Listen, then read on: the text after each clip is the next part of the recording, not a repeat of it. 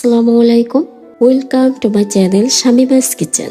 আজকের পর্বে আপনাদেরকে খুব সহজ করে দেখাবো ডিম দিয়ে বিস্কিট রেসিপি। সামান্য কয়েকটা ইনগ্রিডিয়েন্টস দিয়ে এই বিস্কিট বানিয়ে নেওয়া যায়, আর আপনারা চাইলে কাচের বয়ামে ভরে দীর্ঘদিন সংরক্ষণ করে খেতে পারবেন।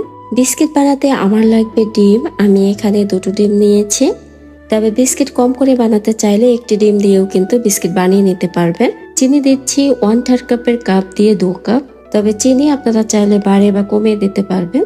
1 চামচ দিচ্ছি বেকিং পাউডার, দিচ্ছি বেকিং সোডা 1 চামচের 4 ভাগের 1 ভাগ, ভ্যানিলা এসেন্স দিচ্ছি 1 চামচ। এখানে আপনারা চাইলে এলাচের গুঁড়া দিতে পারবেন ভ্যানিলা এসেন্সের পরিবর্তে।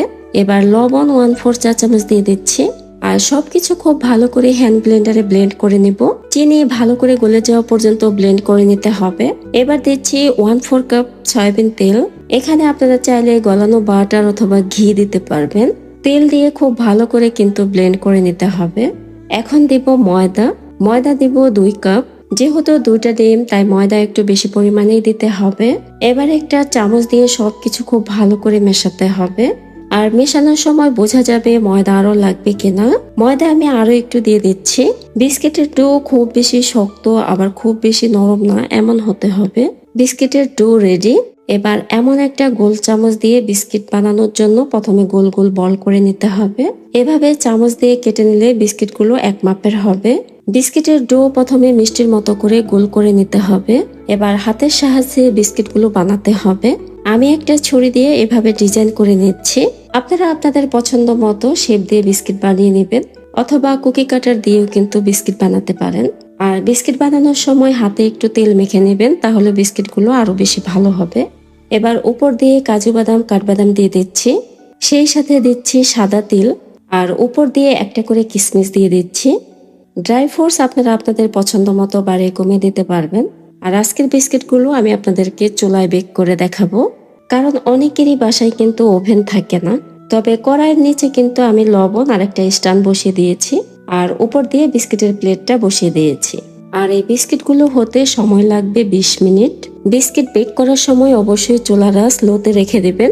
আর উপর দিয়ে দেখার সৌন্দর্যের জন্য আমি একটু গোলাপ ফুলের পাপড়ি দিয়ে দিচ্ছি। গোলাপের পাপড়ি আপনাদের হাতের কাছে না থাকলে স্কিপ করবেন। এদিকে 20 মিনিট পর বিস্কিটগুলোর অবস্থা এখন এই পর্যায়ে আছে। এবার বিস্কিটগুলো আমি উল্টে দিচ্ছি।